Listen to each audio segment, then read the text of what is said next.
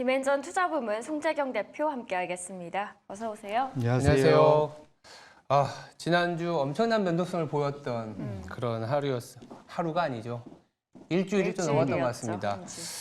대표님 좀 복귀가 필요할 것 같습니다. 예, 맞습니다. 이게 우리나라하고 일본은 그러니까 결국은 한 주간 마이너스 그래도 한 2, 3% 네. 하락으로 끝났지만 미국 투자자들이나 그 외 다른 나라 투자자들은 만일 한 주 전에 금요일쯤 휴가 가서 네, 다시 돌아왔습니다. 돌아와서 만약에 PC를 켰으면 아무 일이 없었던 네, 뭐 종가만 놓고 보면 네. 아무 일도 없었던 이런 근데 하지만 가장 아마 역대급 변동성을 보였던 한 주였다 보셔야 될 것 같은데 네.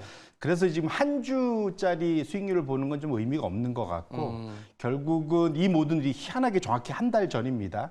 7월 11일 미국의 CPI가 발표되면서 이 모든 변동성이 시작됐기 때문에 그 이후로 한 달간 성과를 보는 것이 좀 더 여전히 큰 추세의 흐름을 보는데 좀 중요하다 봐야 될 것 같은데요. 네. 지금 확실히 보시면 한 달간 보시면은 가장 많은 변동성, 저조했던 분야 보면 일본, 대만, 한국, 미국 나스닥. 결국은 전반적으로 엔화 변동성 때문에 일본의 큰 변화가 주어졌고, 그 다음에 AI 밸류체인들 여전히 좀 부진한 모습, 지난 한 주간 회복을 보였다 하더라도 한 달간 보면 여전히 부진한 모습을 보였다 보셔야 될 것 같고요. 특히 좀 흥미로운 것은 결국은 이것이 엔화를 기반으로 한 레버리지 투자가 많이 들어갔던 시장들이 변동성도 컸다 이렇게 보셔야 될 것 같습니다. 여기에 더불어서 미국 안에서도 큰 차별화가 벌어져요. 제가 지금 동그라미를 쳐놨는데 미국의 나스닥 100과 S&P 500이 되게 거리가 멀어져 있잖아요. 그러니까 S&P 500이 상대적으로는 좀 상대적 성과가 좋았고 미국 나스닥 100은 상당히 부진했다는 측면에서 결국은 특정 어떠한 분야가 많이 들어가 있느냐에 따라서 큰 변화가 있고요. 결정적으로 제가 여기 표기는 못했는데 연초 이후로 놓고 보면 저 17개 지수 중에 시장 중에 유일하게 마이너스로 돌아간 두 나라가 있습니다. 프랑스와 우리나라입니다. 안타깝게도 연초 이후에 사실 버른 게 없는 그런 나라가 됐다는 측면에서 좀 안타까운 한 주였다 이렇게 말씀드립니다. 업종별로도 체크가 필요해 보입니다. 업종을 보면 미국인들의 돈이 또 어디로 흘러가는지 알 수 있는데요. 그런데 보니까 이 경기 소비는 연초 이후에 계속 마이너스더라고요. 맞습니다. 결국은 시장이 한 달간 고민하는 것 중에 하나가 그 사이에는 연착륙의 경기는 영원히 좋을 거야. 이제 이 흐름을 가다가 갑자기 한 달 사이에 엄청나게 경기에 대한 부진 우려들이 커졌다 보셔야 될 것 같고요. 그래서 결국은 지난 한 달간의 업종 흐름의 큰 변화를 보시면 결국은 경기 방어, 두 번째로는 금리 하락에 대한 수혜, 두 업종만이 그래도 상당히 성과가 좋았다. 그래서 대표적으로 보면 부동산, 유틸리티, 필수 소비재, 건강관리 뭐 이쪽이 대부분 보면은 경기 방어이거나 금리가 떨어질 때 수혜를 보는 업종들이 확실히 성과가 좋았다 보셔야 될 것 같고요. 부진한 업종은 여전히 한 주간 변동성은 컸지만 한 달간 놓고 보면 기술, 그다음에 말씀 주셨던 경기 소비재, 그다음 빅테크 있는 통신 서비스 이쪽이 여전히 부진하다. 결론적으로는 확실히 한 달간 지난 우리가 짧게는 연초 이후 길게 보면 한 2년 이상 봤던 큰 그런 체제라고 하잖아요. 리즘이라고 하죠. 네. 리즘 체인지라고 보통 표현하는데 체제 변화가 일어나는 거 아니냐라는 확실한 그런 신호가 일정 부분 한 달 동안 나타나는 거 아닌가라는 의심을 할 만한 상황이다 이렇게 말씀드립니다. 전체적으로 이제 극단의 쏠림 현상, 빅테크 위주로 있었기 때문에 이러한 변화가 있지 않겠냐라는 기대가 있었는데 특히 그 안에서 보면 상당히 소외되었었던 소형주가 그래도 좀 힘을 발휘해 줄 것이다 이런 기대가 있었습니다. 시총별로도 큰 변화가 있었나요? 그러니까 사실 기대한 만큼은 아닌데 그래도 지난 한 달간 우리가 기대했던 변화의 흐름은 좀 나타났었다. 네. 근데 확실한 건 그 전에 주마가표는 아니고 확실히 리즘 체인지라고 아까 앞에도 말씀드렸는데 확실히 시장의 생각이 좀 많이 바뀌었다 보셔야 될 것 같고요. 전에도 기왕 소형주 투자할 거면 이익 내는 지수에 투자하자 제가 말씀을 전에도 몇 번 드렸었는데 이번 한 달간도 또 한 주간도 보시면 확실히 소형주 S&P 600이 러셀 2000보다는 확실히 성과가 좀 덜 빠지고 거의 보합 수준으로 마무리한 걸 보실 수 있고요. 여전히 동일 가중이 시총 가중보다 나은 S&P 500 대형주도 그렇고 나스닥 100 기술 쪽 대형주도 그렇고 동일 가중이 소위 그 시총 가중보다는 훨씬 더 안정적인 모습을 보였다는 측면에서 지난 한 달간의 흐름은 과거의 그런 큰 그 소위 잘 가는 대형주들이 가는 흐름과는 확실히 동떨어지는 모습들을 보인다는 측면에서 우리 투자자분들도 이런 흐름의 변화에 대해서 민감해지실 필요가 있겠다 이렇게 말씀드립니다. 이번 급락을 보신 일부 투자자분들은 주식 손대기 무섭다 하시는데요. 그 주범 중 하나가 엔캐리 트레이드 청산이었습니다. 이 부분이 많이 그래도 해소가 되었잖아요. 그러면 대표님, 한 고비는 넘겼을까요? 이게 좀 가봐야 될 것 같은데 그건 내일 제가 좀 더 자료를 가지고 좀 말씀드릴 텐데 결론적으로는 저는 조금은 좀 지켜봐야 되겠다 말씀을 드리고 싶고요. 사실 이 흐름 중에서 하나를 또 봐야 될 게 뭐냐면 지난 7월 12일부터의 가장 큰 흐름 중에 보면 이제까지 잘 나가던 지수들이 가장 많이 빠졌다는 게 또 포인트입니다. 그래서 보시면 7월 11일 이후에 보시면 왼쪽 차트인데 가장 많이 빠졌던 게 필라델피아 반도체 지수, AI 대장주죠. 이쪽이 마이너스 20%. 사실은 저점으로 보면은 뭐 훨씬 더 빠졌었습니다. 그 다음 두 번째가 M7, 빅테크죠. 이게 마이너스 한 18%.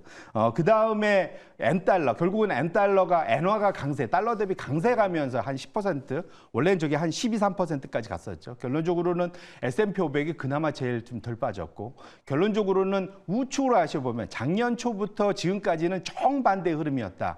작년 초부터 지금까지는 필라델피아 반도체 지수가 가장 좋았고요. 그 다음에 M7, S&P 500 순입니다. 결론적으로 N달러에서 N캐리 트레이드를 해서 돈을 빌려갖고 레버리지 투자가 어디에 들어갔었는지가 저걸로 대충 추정이 되는 거고요. 결국은 저것의 청산 여부, 좋은 질문 주셨는데 이것이 청산이 다 됐으면 지금부터 좀 바뀔 수 있는데 이게 좀 남았다면 아직도 원래 큰 지진 나고 나면 여진이 있지 않습니까? 그 여진에 대해서도 좀 고민할 필요는 있겠다 이렇게 말씀드립니다. 말씀 주신 것처럼 여진에 대한 부분 때문에 이 엔캐리 트레이드 청산의 또 그 원인 중에 하나가 금리 차이지 않습니까? 금리 차를 보다 보면 경제 지표를 봐야 되는 부분이고 이번 주도 상당히 많은 이제 미국 내 그리고 글로벌 뉴스가 나올 것 같습니다. 그동안에는 금리를 인하시켜주는 것 때문에 배드 뉴스, 경제 지표가 부진하면 굿 뉴스였는데 이런 분위기가 좀 바뀌는 것 같아요. 맞습니다. 이전에는 시장에서 소위 경제 뉴스, 경제 악재가 시장 호재다. 호재, 예. 그러니까 bad news is good news. 뭐 항상 이게 오히려 사람들이 더 좋아하는. 맞아요. 왜냐하면 이게 연준이 나타나서 모든 걸 해결해 줄 거야. 우리를 구원해 줄 거야. 이제 이런 흐름이 있었는데 확실히 한 달간의 큰 흐름의 변화가 뭐냐면 bad news는 bad news다. 악재는 악재로 받아들여라. 이런 것이고 특히 경제 악재가 이제 시장 악재로 받아들였는데요. 차트를 열어봐 주시면 확실히 잘 나타납니다. 우리가 여러 번 많이 봤던 미국 경제 서프라이즈 지수 이것이 이제 파란색 선인데요. 지속적으로 내려오고 있죠. 그러니까 경제는 악재인 겁니다. 예상보다 좀 부진하다는 얘기고요. 반면에 S&P 500은 우상향을 쭉 했습니다. 결국은 경제 악재가 시장 호재로 상당 기간 정반대로 움직였다가 최근 한 달간 지금 하이라이트가 되어 있죠. 보시면 여전히 경제 서프라이즈 지수는 아래로 내려가고 있습니다. 예상보다 부진한 데이터들이 나오고 있는 거죠. 거기에 반해서 이번에는 시장의 지수 S&P 500도 같이 동반 하락했다. 결론적으로는 이제는 위험을 바라보는 방향이 달랐다. 이전에는 위험 선호가 강했다는 거 봐야 될 것 같거든요. 경제 악재 나와도 시장이 이걸 다 극복할 거였는데 이제는 경제 악재 나오면 시장도 이거 받아들여야 돼. 이제 위험에 대해 회피하는 심리가 좀 살아난다는 측면에서 제가 아까 말씀드린 리짐 체인지, 체제 변화가 확실히 좀 보여지는 것도 저 데이터에서 확인할 수 있겠다 이렇게 말씀드립니다.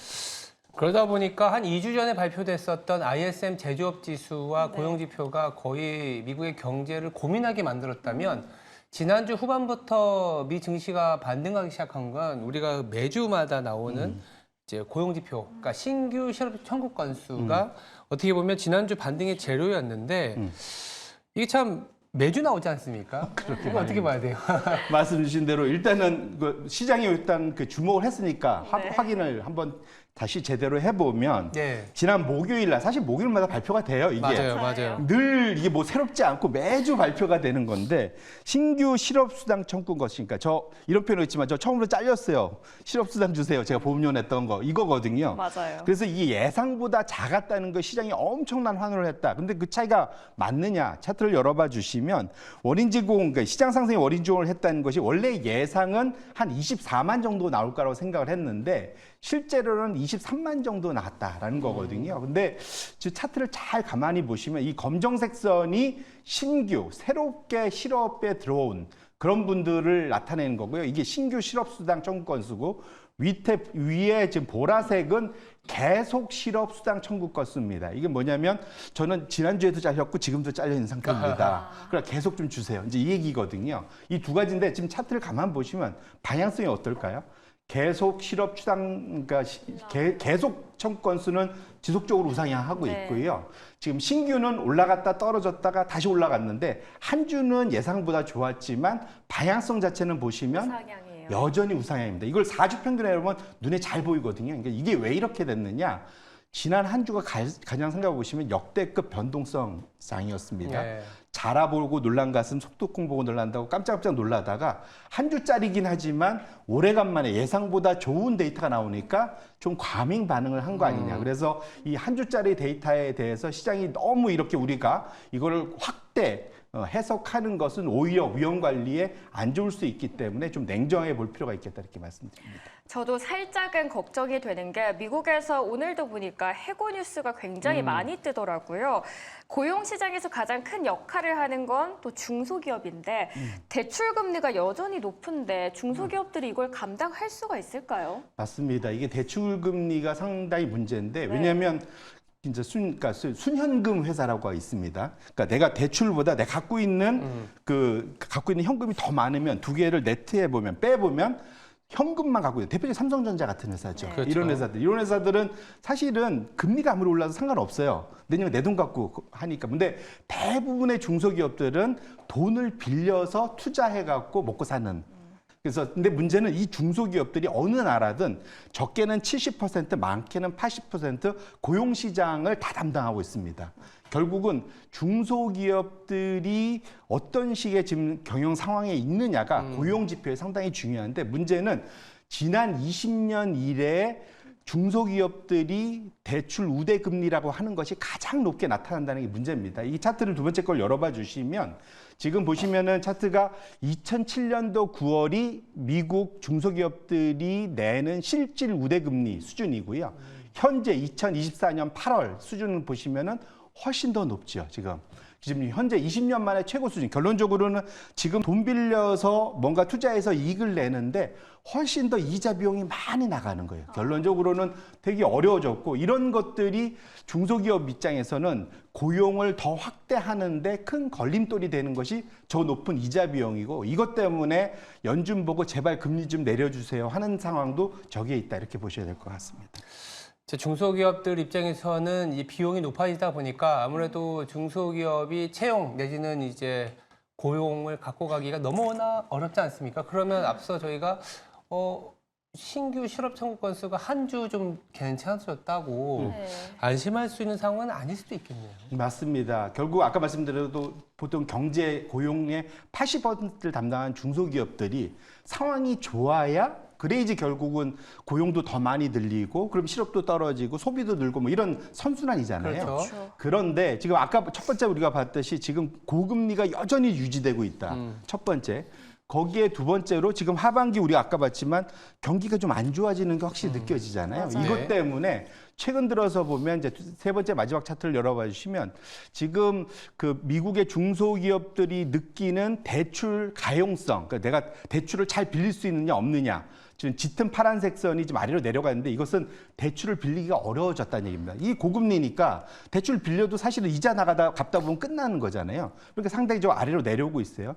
이것은 결국은 시차를 두고 지금 하늘색 선이 우리가 봤던 신규 실업 청구 건수입니다. 결국은 격차가 벌어졌다는 얘기는 신규 실업 청구 건수가 역계열이라서 내려온다는 얘기는 결국은 청구 건수가 늘어날 거다. 실업자가 더 늘어날 거라는 거죠. 결론적으로는 지금 미국의 높은 고금리 때문에 고생하는 중소기업들이 결국은 고용을 줄일 가능성이 높다는 측면에서 한 주 나온 신규 실업 청구 건수가 줄었다는 것에 대해서 너무 일희일비해서는 안 되겠다라고 말씀드리겠습니다.